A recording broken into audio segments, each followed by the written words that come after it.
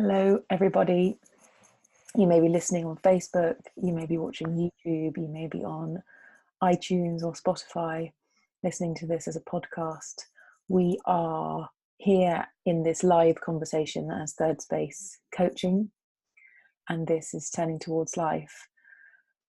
This week, I'm so aware, after having met another group of people through our Foundations program that we held earlier on in the week, that more and more people are listening because we are a podcast, and people are listening on the tube, riding their bikes, doing various things, because people can now take this with them and not just watch and listen when it's live on a Sunday morning. So I'm really appreciating that that's happening. And one of my favourite stories is that somebody cycles along the towpath and listens to us while cycling along, using their mobile phone. And I felt so kind of surprised at this, and grateful, Justin, to you for being able to know what on earth to do to make this into a podcast. And it feels like just this week I've had, the story of the bike, and then somebody WhatsApped me yesterday and said, I forwarded your last week's talk on being wounded to a couple friend of mine, and they listened to it and it's really changed things for them. And she wanted to appreciate how this podcast, this recording, these topics are touching people beyond what we know. And so I feel very glad of that anybody in the world can receive some kind of, I don't know what it is, being joined in their life by what we're doing. And so I just want to extend this welcome to anybody new, to anybody who's been here since the beginning, to anybody who's with us. We really, really appreciate that you're listening and that you're here with us. And this is a great joy to bring Justin's source this week, this poem by Yehuda Amichai. And one of my favourite topics is being right. So I'm very, very excited to get into this. Thank you, Lizzie. It's wonderful hearing everything that you have to say. And I've been thinking quite a lot over the last week since we started the podcast part of this, how we might start to introduce each episode in a way that would make sense to somebody who was joining partway through. Because, of course, if you've been following us for a while on Facebook, or you come to our website or YouTube, there's lots of explanation. And when I woke up this morning, I ended up reading for a little while an article about Instagram and YouTube and Facebook, and what it takes to create the kind of podcast life that many people are involved in creating, where essentially what you do is you make one life for online, and then you have your other actual life that you live behind the scenes. And particularly a lot of the people who are sort of really big names in a certain kind of podcasting and Instagramming are doing that. It was a wonderfully tender article about what it takes. And you and I were talking, Lizzie, last week after we finished Turning Towards Life about what this is. And one of the things that I really came to appreciate as I was reading the article was how we're trying to do the opposite, which is to do something that is, in a way, sort of resolutely lo-fi instead of hi-fi, and is absolutely real and unrehearsed. And you made a very good point that I wanted to bring in for everyone this morning, which is it's a very purposeful practice of ours here to be having a conversation between us that's unfolding over many, many weeks, that isn't one of us interviewing somebody else, but is actually arising, what we're talking about arises from the midst of a relationship. And that in a way is how all human life happens in the end. So I'm very pleased to be doing this deeply off-trend project together. So welcome from me also to everyone who's joining us in the multiplicity of forms that we have for this work now. So I chose the source this week by an Israeli poet whose name is Yehuda Amichai, whose work I have loved for a long time. And this poem has been with me for a long time, and it's short and sweet and raises lots for us to talk about, I know. And just before I read it, for any of you, whether you're with us now live or listening to us or watching us later, you can always find the sources as well as the archives of all of our previous conversations, the video archives at least, at the website turningtowards.life, which is from where I'm reading this now. So this is a poem called The Place Where We Are Right.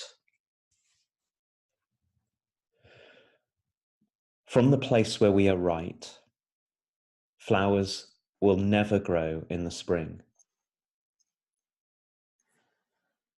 The place where we are right is hard and trampled like a yard.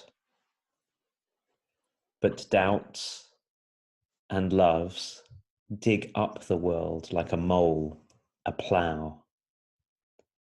And a whisper will be heard in the place where the ruined house once stood.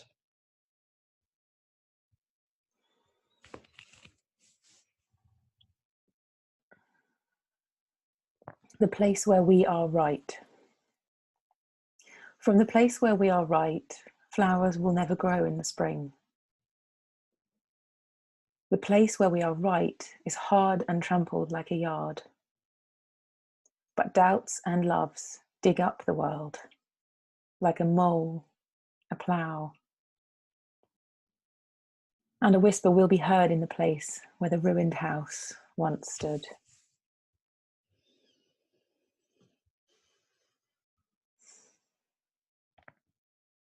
Short and sweet after a number of weeks where we've had much longer sources to bring.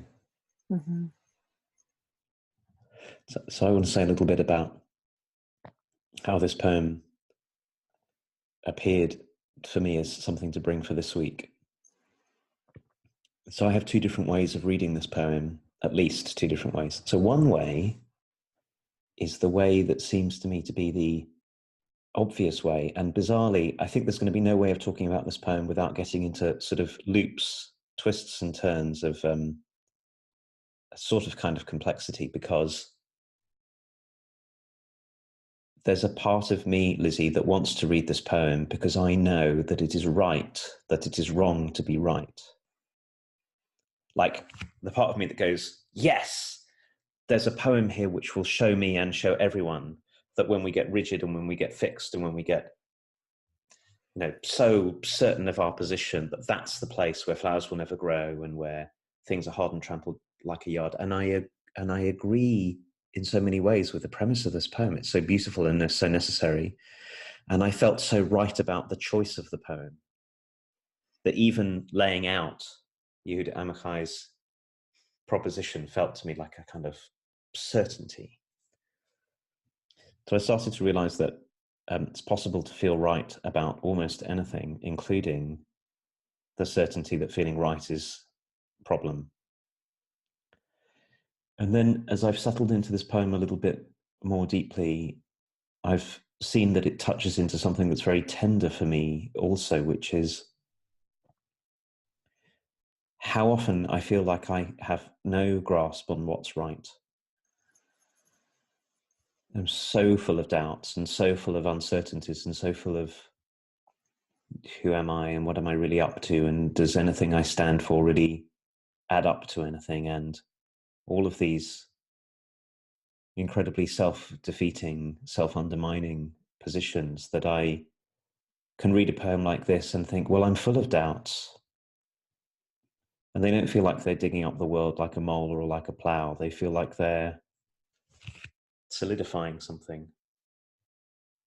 And this is where I get into this sort of pickle about that sometimes even my doubts are a way of trying to be right. Like I'm so right, I'm so sure about my own doubtfulness that I'll cling onto it and hold onto it like it's the truth about the world.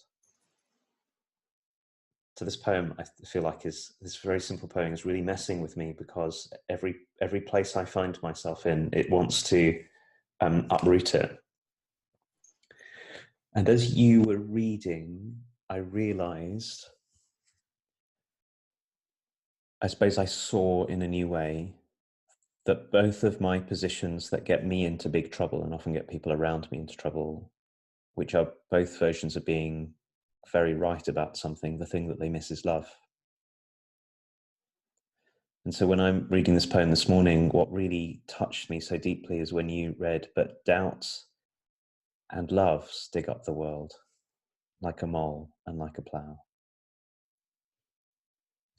And that feels properly revelatory for me this morning as we're embarking on this conversation.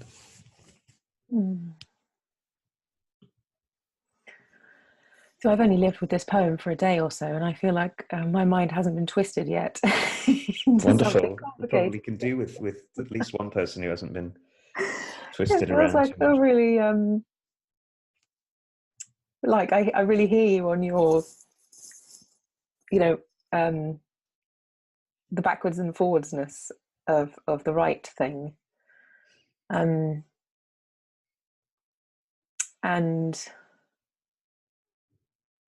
for the more I don't know what the word is. I'm not kind of being self-deprecating, but I don't have I think I'm quite dyslexic. So to do some logical thing with this is like one of the things that's not available to me. So I kind of can't twist it in lots of ways because my mind doesn't really work like that. And I guess living with it for a day is different than living with it for a while, which sounds like you've done. What I appreciate is that the front piece of the poem is different to the back piece of the poem, and that it feels like a really simple opening into an undoing. Like, I know so well in me what it feels like to be in the hard and trampled yard. I know my righteousness is a dead end, whether it is about the doubt or whatever. I can feel it as I read this poem. I'm like, oh yeah, I can't feel that anything is fertile there. It doesn't feel open. It doesn't feel soft. It doesn't feel like life itself. It feels like I've reduced something. And I love how simple this poem is to make it so obvious that my right place, however much I cling to it, is not going to give me what I want. Because, of course, the words love and whisper are kind of appealing to me in a much, much different way. And to have this place of beginnerness again and again and again about being right, and this poem, just the shortness of it, the directness of it, just feels like a really beautiful, obvious invitation to let my rightness be questioned, to let my rightness not be the place that it ends ever, but to see my rightness as maybe a way to something else, that there's something beyond it, there's something more expansive than it, there's something less constricting, less smallening of me, of my perception of the world, of my feeling, that opens and digs things up. And I was doing some gardening yesterday, and I was doing really unsophisticated gardening, and I was using a pair of kitchen scissors because I didn't have a spade because I'm not a very sophisticated gardener. And so I was just like digging the soil around and loosening it. And I realized when I was digging it how much life gets into the soil by ploughing it, which I think that's what a plough does. It kind of goes under the soil, and the surface changes because air gets in it, and space gets greater. And it feels like that's a natural phenomenon in the soil as exists in a human being, in our ego structures and our relationships, that if we don't disturb the hard parts of us, the yard, if we don't disturb the yard with some conscious disrupting of the tightness of the determined clinging, we are left with a hard yard where the things don't grow. And of course, things that grow are beautiful and life-giving, and where we have love and disruption and digging up, then so much can come. But when it's all sealed and all buttoned up,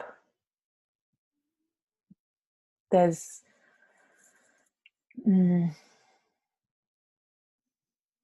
some kind of stagnant fixedness that doesn't allow flow or air or openness.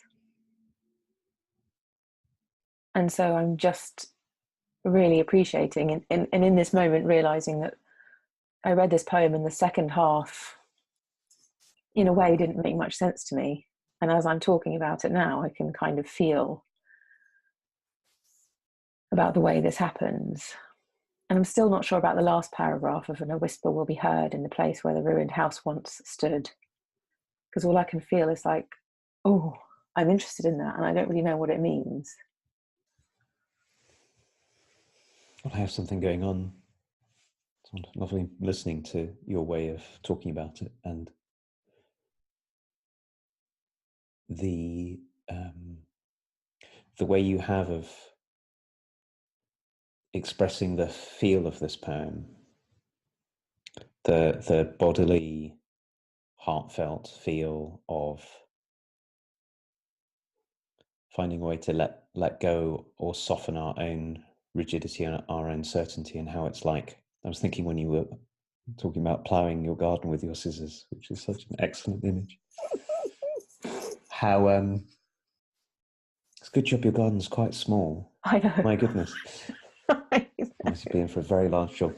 How ploughing it turns, it turns what was underneath onto the top side is one of the things that it does. But the other thing I think you said this is it lets air in, it ventilates.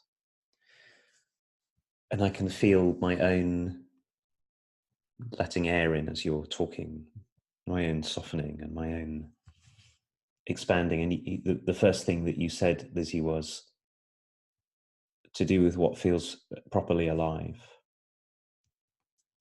And I think you're really onto something, both, of course, about the poem, but something that's so important about human life that I was, in my sort of twisty, convoluted way, also trying to say something about my own experience of this, which is that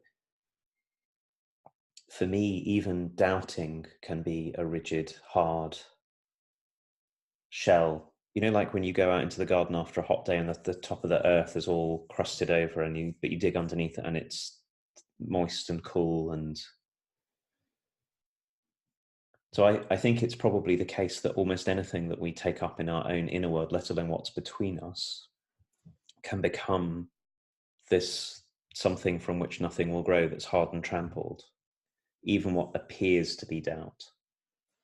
And that what you and Yehuda Amichai are inviting us into in the way that you're speaking is, see, this is something that we touched on last week and I think was really beautifully implied in what you just said, which is it's not, we have to really find a way of letting go of the either orness of everything. Either I'm right or I'm wrong. That to doubt is to abandon myself. All of these positions are ones which get us stuck and rigid. And there's something much more life-giving, which is to hold both poles. And that's where flowers can grow, in this tenderness, like between the poles in myself, let alone the poles between me and you. If we're having a big disagreement about something, I think it's the same thing. And one of the ways that we know about it, that one of the ways that we can tell what's going on, I think sometimes quite reliably, is to feel into what it feels like to be in the conversation with another or the conversation with ourselves. Does this feel like somewhere that love has a place of showing itself? Does it feel like turning over the hard crust to the moist, cool something below that's fertile? Does it?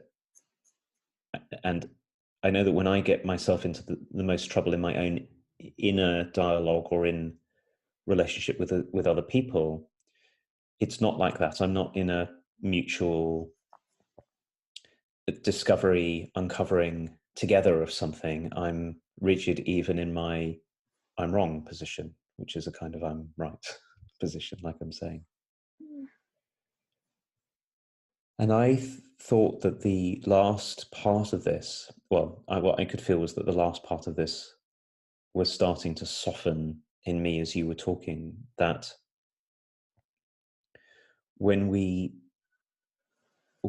finally or first allow ourselves to soften enough that we can hold two poles and see what arises between them, or we can aerate something, or we can turn something over without giving up on ourselves and without giving up on other people, then it really is like there's a whisper to listen for in a place when there had previously only been ruins, where, a ruined house is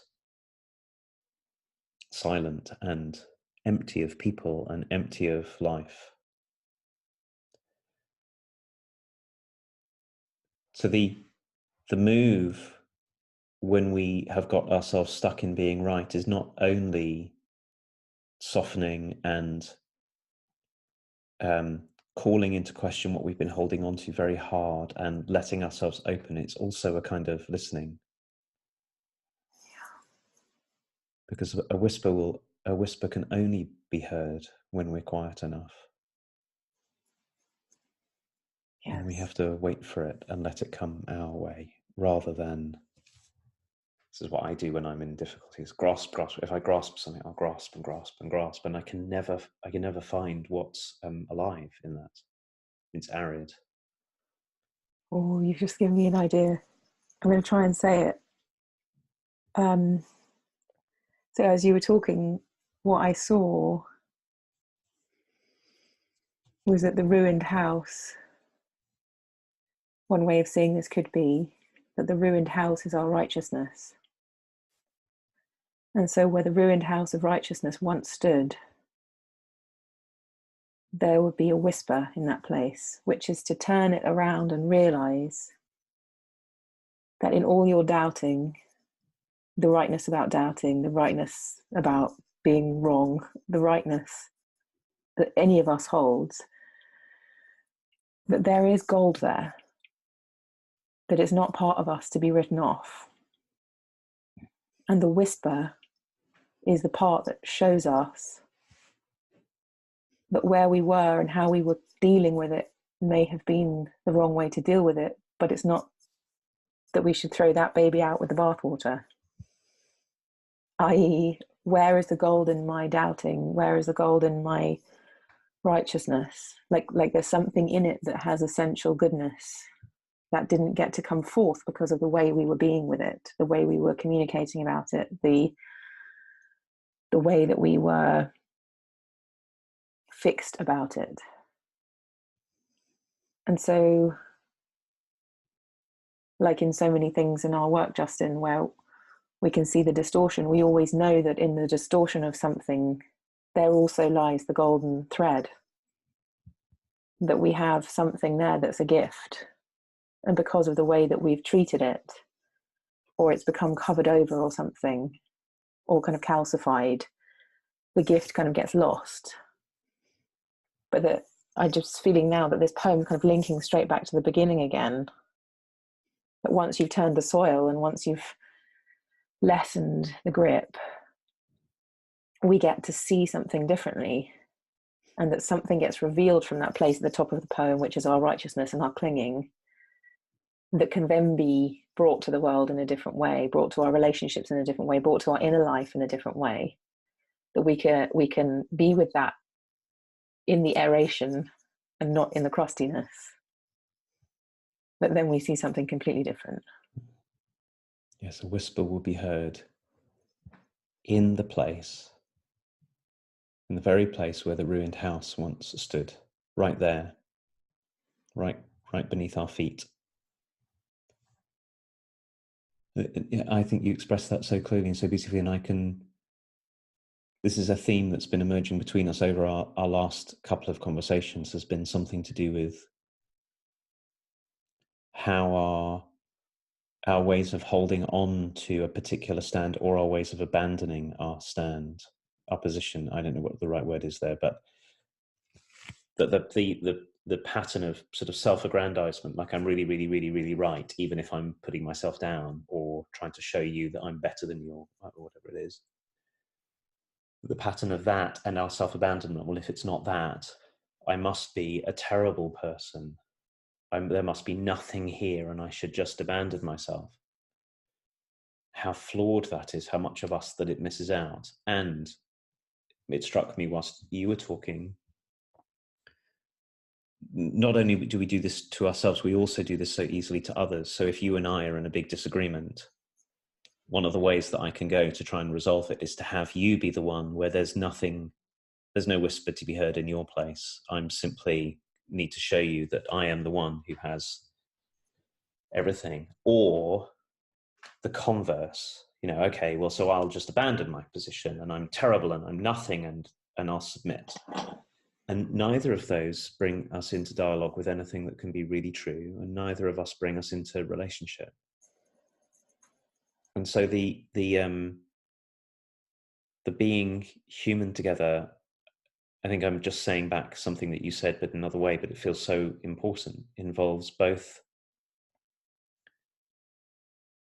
finding ways of having our own inner lives and our lives between us be fertile and aerated and letting go enough, but also honoring the goodness that's here too, in amongst everything else. So it doesn't help to polarize ourselves to go, well, of course I'm just a through and through good person with the truth, because that ignores so much of what it is to be a human being. But it doesn't help to polarize in the opposite direction either. Right in the middle of the ruins is also where the whisper can be heard. Yeah.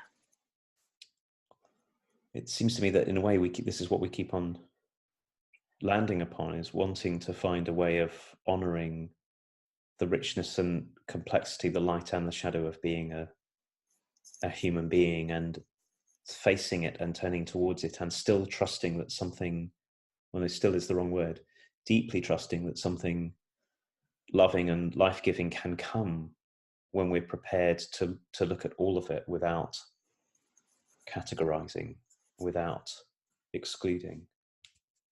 Yeah. It's having the effect on me of I'm feeling really, really happy to know and feel the possibility in the space that you're articulating now. That there is miles in between two positions that we could explore. And you could have your view and I could have mine. And there's a big, massive field between us that we can walk through. And how interesting and kind of compelling that field feels, way more than my position. My position feels like a teensy little kind of smidgen of possibility.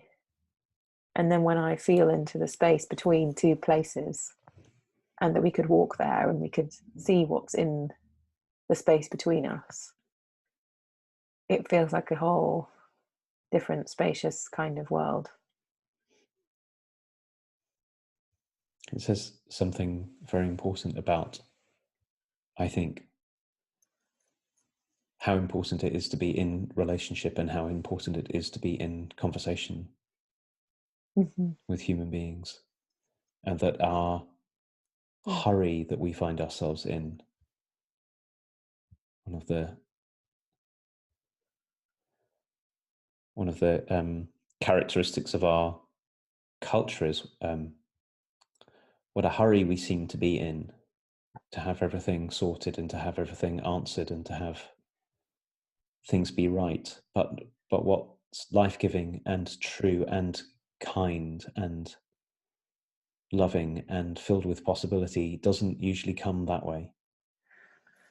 Once in a while it does, but very, very often we have to do exactly what you're saying, which is to walk into the ruins together, or to walk into the field together and see what's there, and really be prepared to look together.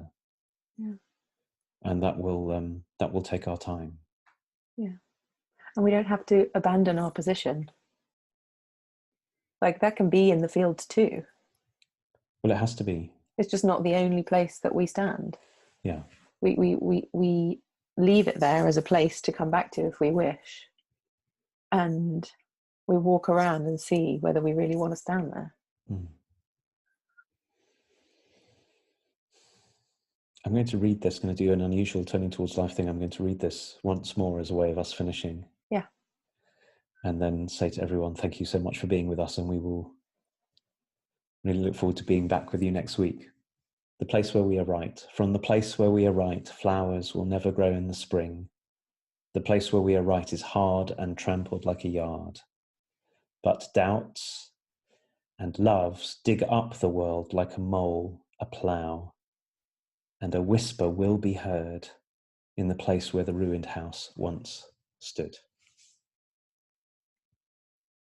Thank you for being with us, everyone. Thanks, everybody. See you Bye. soon. Bye-bye.